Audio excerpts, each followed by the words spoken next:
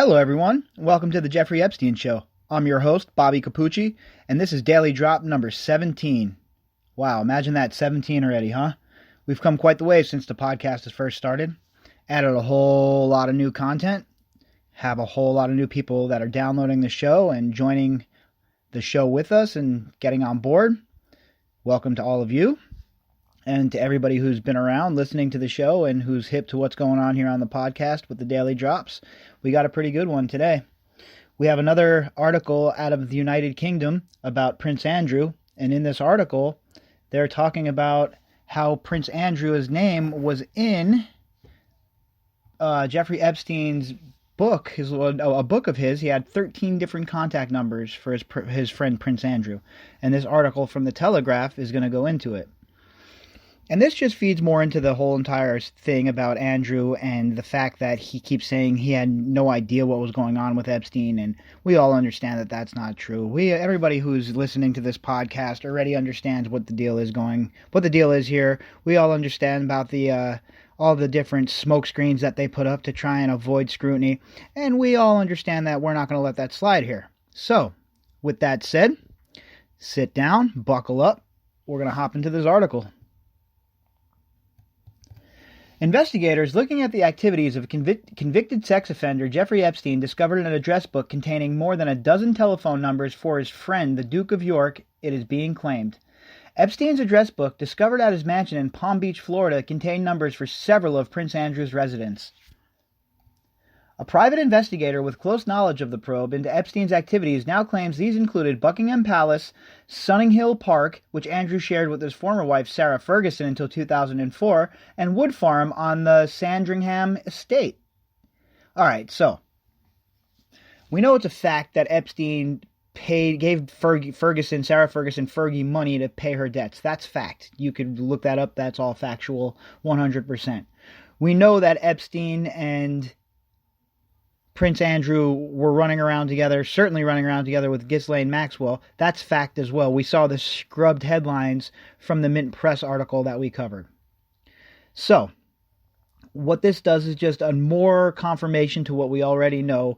It cements the idea that the mainstream media, especially in this country, aren't putting the pieces together for whatever reasons. I'll leave that up to you to decide.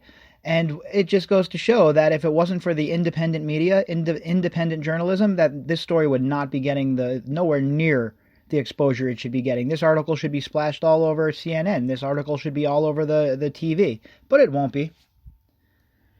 Back to the article. Mike Fiston, one of the first investigators to examine allegations that Epstein, who supposedly took his own life in August this year, sexually abused and trafficked dozens of underage girls, claimed the book was a treasure trove of Jeffrey's activities. This book showed us the scope of Jeffrey's travels, girls, and contacts. It really took us out from South Florida and took us around the globe. You could take, for instance, if looking at the section in London, you could pick out the Duke of York, which is Prince Andrew, and when you look at that, under the Duke of York, it shows Buckingham Palace, London. Alright, so this is a pretty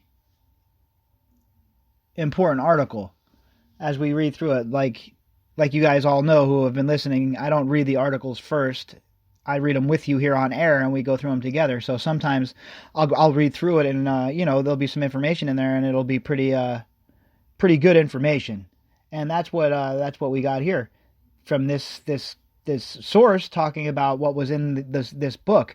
We've heard of other books, the Butler's book, etc., but this is now another source talking about another book. So I wonder who else was in there. I wonder if it'll be even more damning, especially for here across the pond. And that's another thing. It shows you the wide range and the wide arm that this whole entire trafficking network had. It spans continents around the globe, like I said. These from England to America to France, you name it. These guys were involved with all sorts of nonsense all around the globe. They were even in Thailand at one point. All right, back to the article.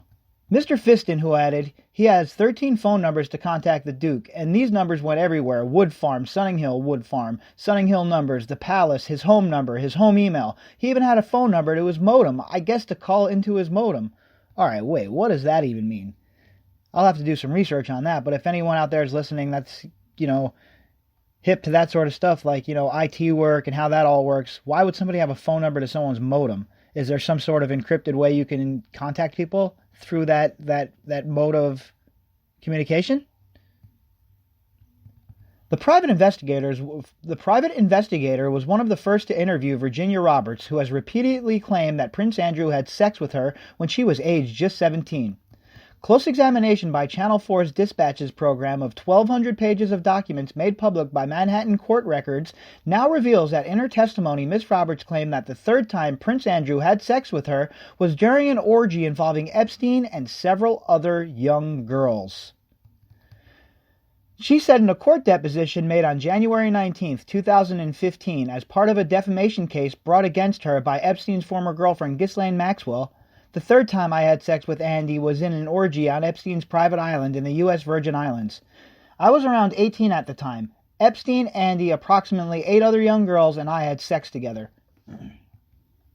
The other girls all seemed and appeared to be under the age of 18 and didn't really speak English. Epstein laughed about the fact that they couldn't really communicate, saying that they are the easiest girls to get along with." Wow, this man is just absolutely, positively, just a disturbed individual. And if it wasn't for all the information that he took with him to the grave, I would have done a dance in the streets when this man died, because he's that despicable. A judge in a civil case threw out Miss Roberts' evidence as impertinent and immaterial in May 2015. The latest claims are bound to cause further embarrassment for the Duke of York, who has repeatedly denied having sex with Miss Andrews and has said he never saw the disgraced financier do anything illegal during their friendship. Epstein's housekeeper in Palm Beach would later claim that Prince Andrew visited the mansion at least 3 to 4 times, during which time he would receive massages from the girls staying there. All right, so now we have multiple witnesses saying that Prince Andy was getting handy, and maybe that's what we'll start calling him now, Prince Handy instead of Prince Andy, because he was obviously getting handy with these young ladies. Maybe we should have to tagline that and make that one of our new taglines perhaps around these parts, because is this guy for real? Does he really believe that anyone thinks that he wasn't up to no good, that he didn't know what Epstein was doing, that he wasn't enabling what Epstein was doing, that he wasn't using his power and his eliteness to do disgusting things to these young girls? Does he really believe that we believe that? Because if he does, he's sorely mistaken. Mr. Fiston has claimed in a lengthy interview with Dispatches being broadcast on Monday evening that it would have been impossible for Epstein's friends and acquaintances to spend any amount of time around him without having their suspicions aroused as to his behavior towards young women.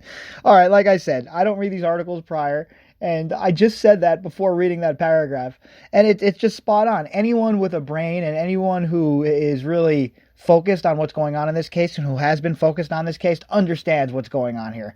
This guy is the lies from the people around him, the Gates and the Prince Andrews and the Clintons and all these people that were in his sphere and recently that were in his sphere and were very close to him. They all need to answer these questions, but they won't. He said, "When people tell me I didn't know what Jeffrey was about, I don't want to say BS. I'll just say hogwash. Because if you were around Jeffrey, you were around underage girls. He has no children. He has no nieces. Come on. It doesn't take a rocket scientist to figure out that something was going on there." The private investigator says he was shocked by what he came across during his inquiries. "When you talk to these girls, your hearts had to pour out to them because they were so vulnerable," he said. "Some girls would tell me that they would have to wear the same outfit to school every single day and then wash it in the sink. They just barely had enough food to eat. This is the type he looked for. The younger the better, the more in need, the better for him." Miss Maxwell's lawyers did not respond to the latest claims. She previously denied any wrongdoing. Buckingham Palace repeated denials issued earlier this year, stating, "Any suggestion of impropriety with underage minors is categorically untrue, and it is emphatically denied that the Duke of York, a.k.a. Handy Andy, had any form of sexual contact with Virginia Roberts. Any claim to the contrary is false and without foundation." Prince Andrew said, "At no stage during the limited time I spent with him did I see, witness, or suspect any behavior of the sort that subsequently led to his arrest and conviction." He's a liar. I'll just come out and say it. You're a liar, Prince Handy Andy. You're lying. In fact, I think you're the biggest of the liars. I think that you have the most to answer for at this point, because there's just the evidence is becoming overwhelming that you were involved in this, that you definitely helped him with these girls, that you had your own girls that you were abusing. And you know what the kicker is? You know what the kicker really is, Prince Handy Andy? The real kicker is that this guy wasn't even your friend. You thought you guys were palling around and that you guys were doing this together and everything was great, and who knows what you guys were doing with Maxwell. But really, you were getting the runaround pulled on you. You were shanghaied. You were being used and groomed yourself. You were turned into an asset. What state secrets did you spill? The Handy Andy? What did you tell these girls when you were having sex with them? Handy Andy? You have to answer these questions. I guess it's still allegedly, but the evidence is becoming overwhelming here, folks. We're not talking about somebody who had a story from 1973, who didn't even know the times and places. You know, these people, as they say, the kids say in the streets these days, these girls have receipts. You know, these girls have receipts. These girls have evidence, and there's an overwhelming amount of them. So, your move now, government. Your move now, New York City Prosecution's Office, the SDNY. Your move. Bring these people in. Bring them to justice. Because guess what? Until that day comes, right here on this podcast, on the Jeffrey Epstein Show, we will be airing out all their dirty laundry. We will be airing all of them out for their disgustingness. And that's just the way we're going to roll around these parts. All right, everybody. I hope you enjoyed the show tonight. Like usual, you'll be able to find the link in the description. Go ahead and click on the article. Give it a read yourself. And I hope to have you guys around tomorrow night for another go-around of the Daily Drop. And I have something special that I'll be dropping tomorrow afternoon as opposed to the usual late night drop. So we'll get the Daily Drop tomorrow night as well. I'm going to do a special Sunday Daily Drop. But in the afternoon, I'm going to drop something else. Something we've been waiting for around these parts. Something that needs to be done. An article that needs to be read to give us more context on who we're dealing with when I talk about intelligence and Epstein becoming an asset, and in a roundabout way, Prince Andrew becoming an asset. So until tomorrow, hope you guys enjoyed your Saturday.